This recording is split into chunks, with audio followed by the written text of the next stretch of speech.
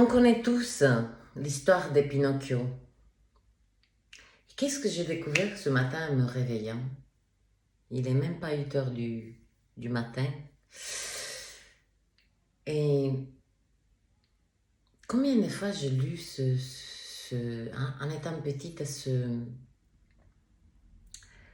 cette histoire. Et j'étais en train de boire le café et j'ai failli cracher le café. Parce que dans mes mouvements des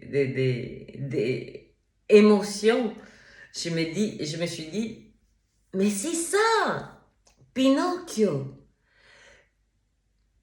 À l'instant où j'ai sectionné ce mot, je l'ai coupé en deux. Qu'est-ce que je découvre? Pin, pas votre PIN code, hein?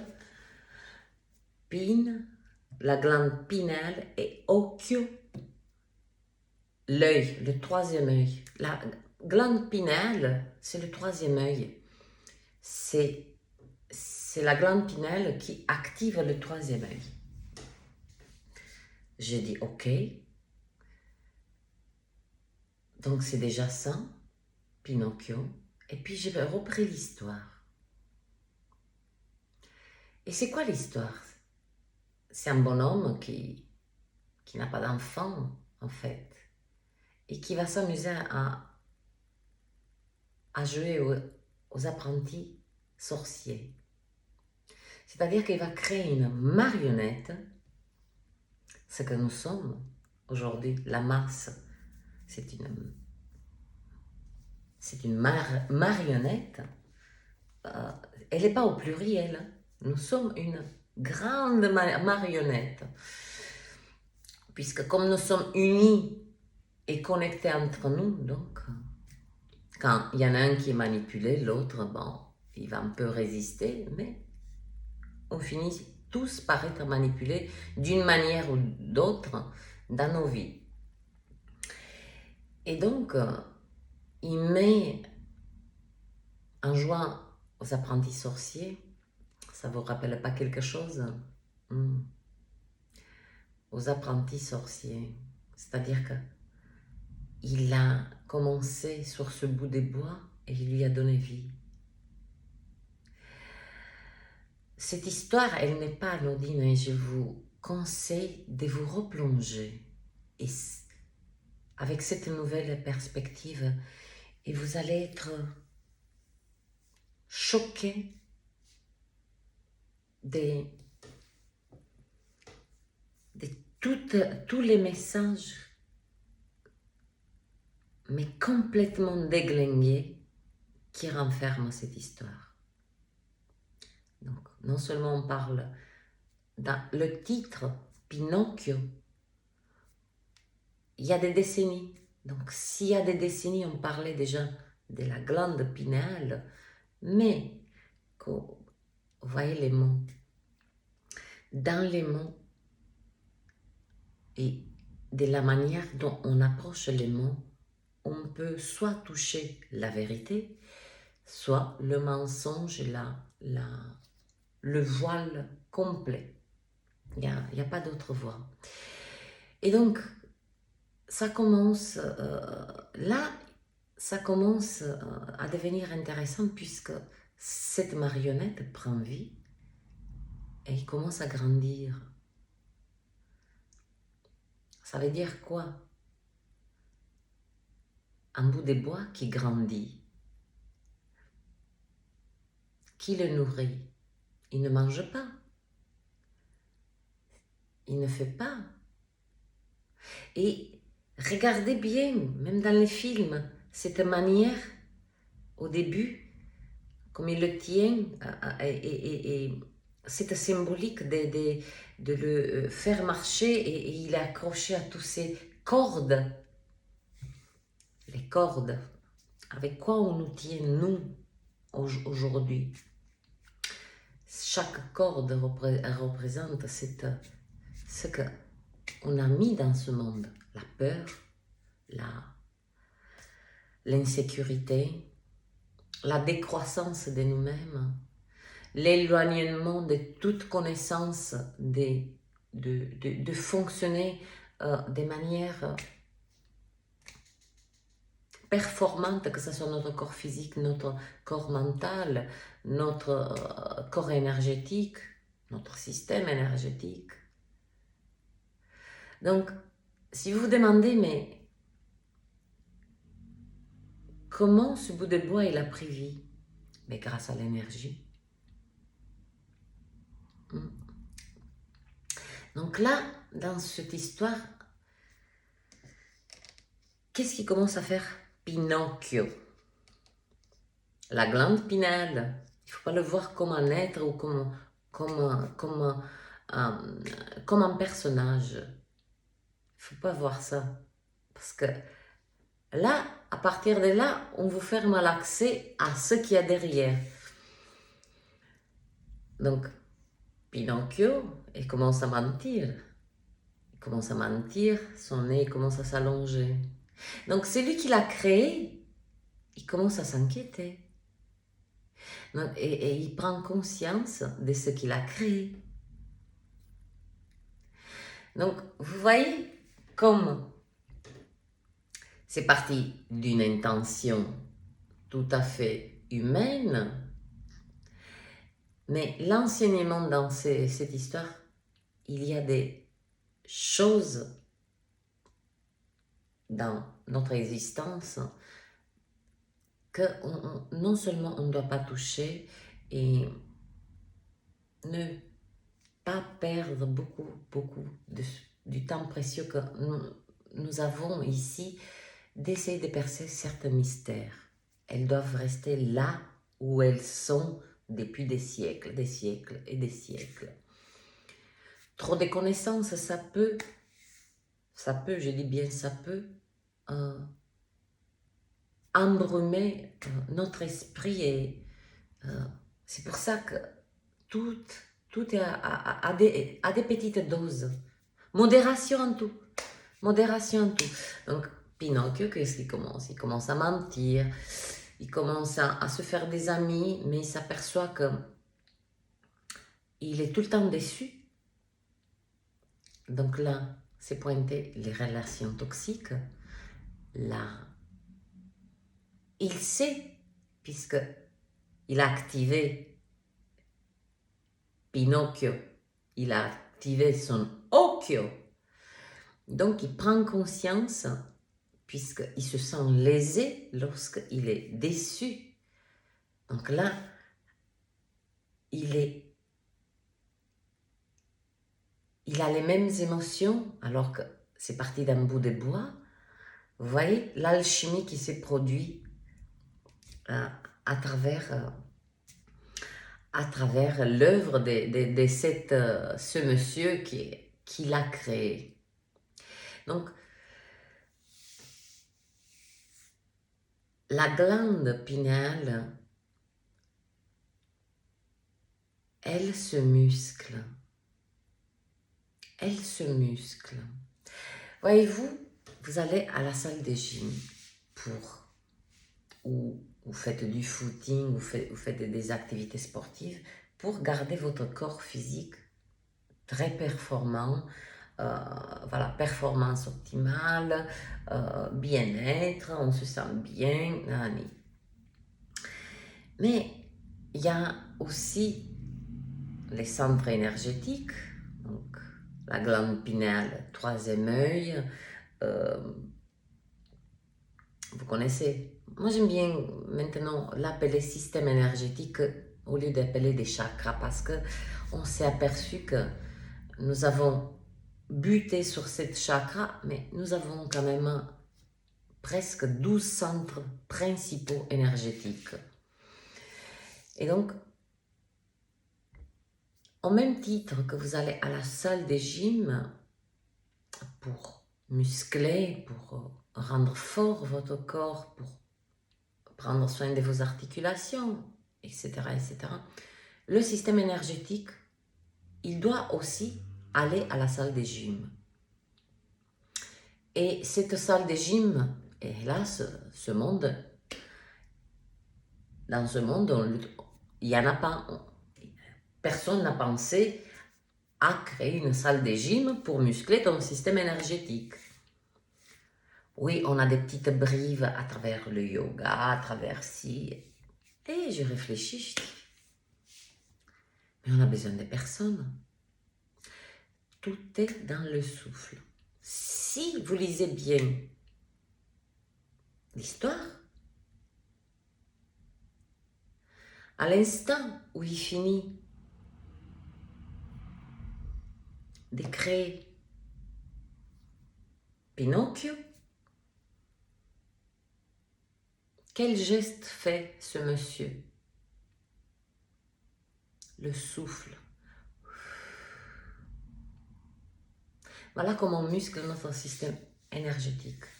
Si vous prenez 3 minutes par jour, 3 minutes, vous asseyez et vous suivez l'air qui rentre, l'air qui sort, toujours par le nez. Par la bouche, c'est pas... Vous perdez de l'énergie. Ça doit rester un circuit fermé. Ne serait-ce que vous concentrez toute votre attention sur cet air qui rentre, air qui sort. Cela suffit d'arrêter le mental, de vous régénérer, de vous muscler tous vos systèmes, tout votre système énergétique. Et ça va être bête ce que je vais vous dire. Et vous allez dire, mais les gagas, mais non. J'aimerais, ou peut-être que je le suis, et je ne suis pas au courant. Si je ne suis pas au courant, c'est très bien. Le matin, quand vous vous levez, la première des choses que tout être vivant doit faire, c'est même si vous avez les yeux fermés ou quoi que ce soit, c'est l'eau. Ne serait-ce que 2 gorgées d'eau. C'est la première nourriture avant la nourriture qu'on doit... Parce que le système énergétique pompe beaucoup d'eau. Mais ça aussi, il y a une gym à faire sur une gymnastique de comment on boit l'eau. Je vous invite de vous replonger dans cette histoire de Pinocchio et vous allez découvrir par vous-même, parce que j'aime bien inviter que chaque être lit avec ses propres yeux, sinon je vous aurais fait la lecture, mais chacun a sa perspective, a ses yeux, et lisez et allez-y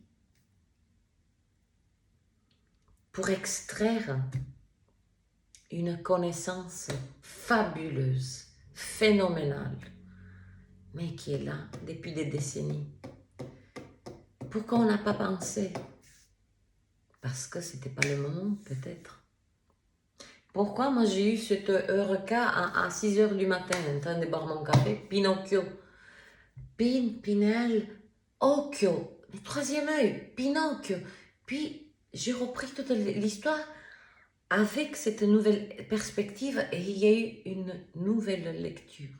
C'est ça qui est intéressant, de refaire cette nouvelle lecture de cette histoire et de beaucoup de contes. Le Petit Prince,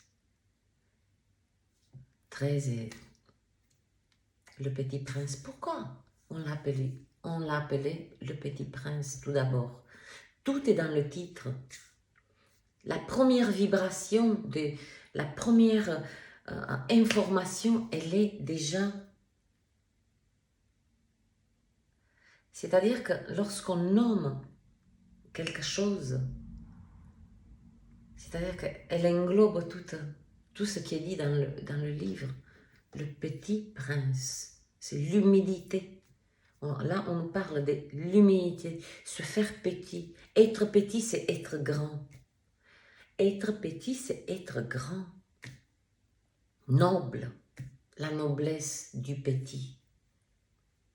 Donc, allez-y, fouillez dans ces histoires et j'ai cette conviction que ce que vous avez compris il y a 40 ans, 30 ans, même 20 ans en arrière, ne sera plus d'actualité et sera... Lisez-le avec des yeux neufs, neuf, neuf, neuf, neuf, chiffre 9, 9, vous avez compris. Et oui, il y a des gens, moi avec les airs, certainement, j'arrive pas à les prononcer. Je fais des grands efforts, des fois, pour articuler et quelque part cacher mon accent.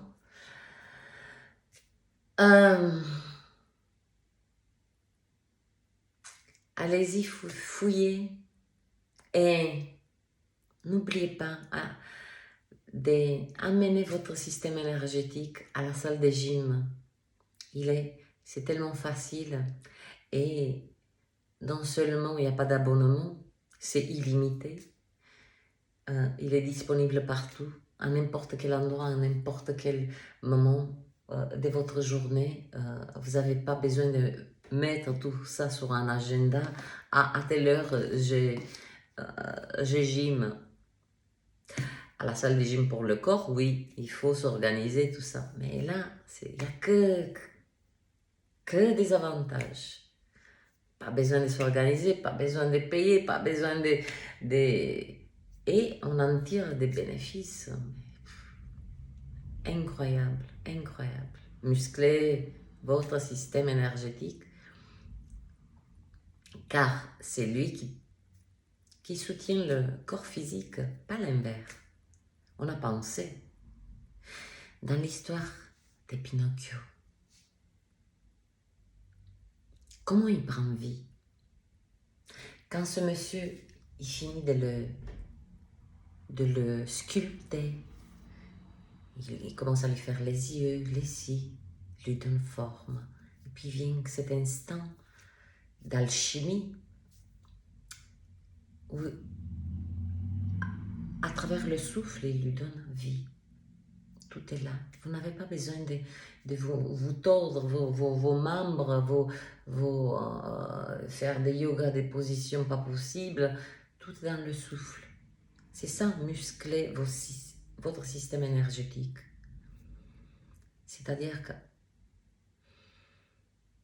j'inspire, j'expire, mais toute mon concentration, il est sur ce trajet quand l'air il rentre et il sort. Et je ne lâche pas.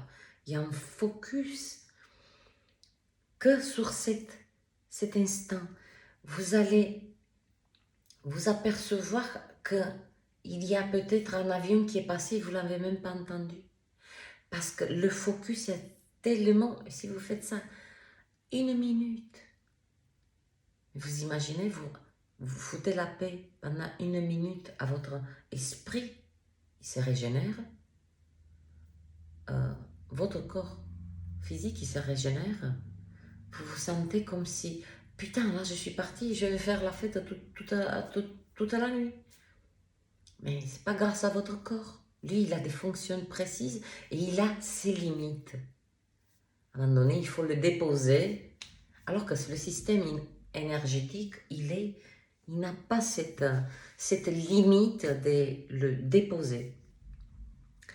Donc, bon dimanche, bonne relecture de cette histoire et d'autres. J'en suis certaine que ça va vous donner vos propres, de manière intuitive, d'aller vers des histoires de votre enfance par vous-même, que vous soupçonnez même pas.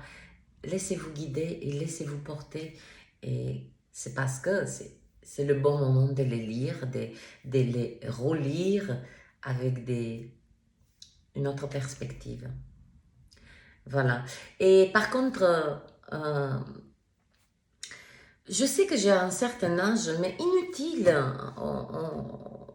à des êtres de, de me traiter des vieilles. Je n'ai aucun problème avec ça. Je vous souhaite, vous souhaite de ne pas porter des lunettes à 48 ans, de ne pas avoir mal au dos, aux articulations, de ne pas avoir à 48 ans du cholestérol ou une magnifique glycémie, pas de problèmes de tension, tout ça. Donc la vieille vous dit merde, elle vous souhaite,